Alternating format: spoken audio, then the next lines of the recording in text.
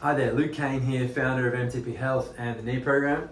So, something that is missed super often, we talk about it all the time with patients and our clients at MTP, and it's a really unfortunate situation that results in people never really achieving resilience or never really achieving that level of improvement that makes them feel like they're more robust, more capable than they were before they got injured. And so how this usually plays out is that there's stages to recovery. And so down here, injury happens. Up here is this robust, like I can do anything, I can run around, I can jump, I can play, I can do sports, I can do stuff, and I'm moving well and feeling good. Now the stages that happen, typically what happens is you get injured, you see physio or other treatment services, you get a diagnosis, see what's going on, and that treatment or manual therapy, and there's usually some range of motion and maybe some light activation. So some very simple muscle activation, get things switching on, get things moving again.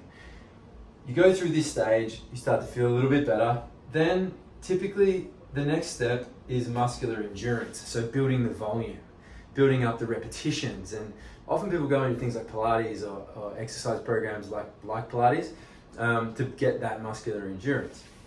Now, the next steps are muscular strength and then power.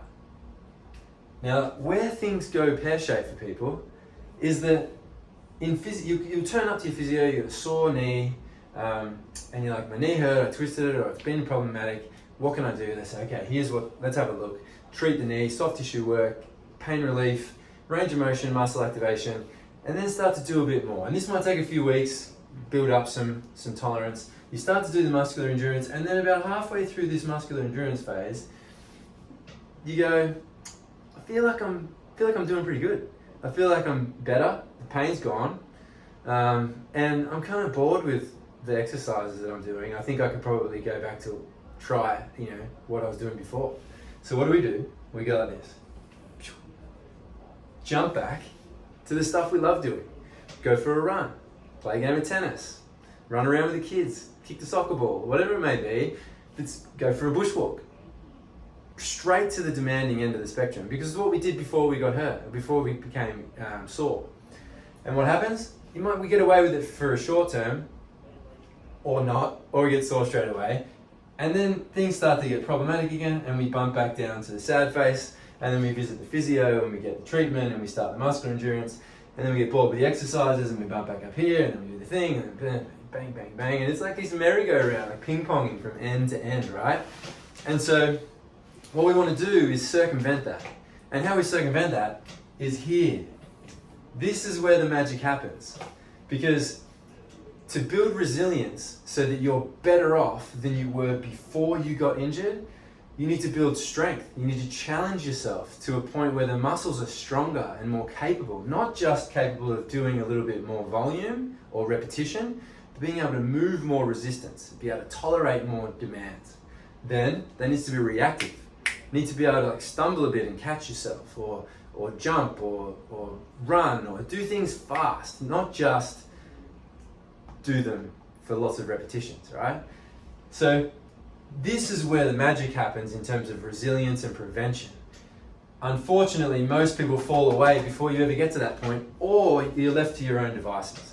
You get to here, you do well, and then the practitioner says, maybe go to the gym. Start doing some strength work. And if you don't really know what you're doing, you never really challenge yourself up here because you've been a bit worried about what you're capable of doing without hurting yourself. So up here is where the focus must be. You have to transition through this phase, like no doubt about that. Pain relief is important, range of motion, muscle activation, muscular endurance, all very important, but we've got to progress you to strength and power. And that's what we really emphasize in the knee program. Whether or not you do the knee program or some other program, you should always ensure that your practitioner has a plan to take you through these phases. Otherwise, you're going to get yourself on this merry-go-round of treatment, pain, treatment, pain, and it's really just a dead end street. So think about, are you working to challenge your muscles enough to get stronger? And then are you progressing to speed or more explosive movements than slow and controlled tempo? If you're not, then it's worth having a look into it. Hope this is helpful. Let us know your thoughts in the comments.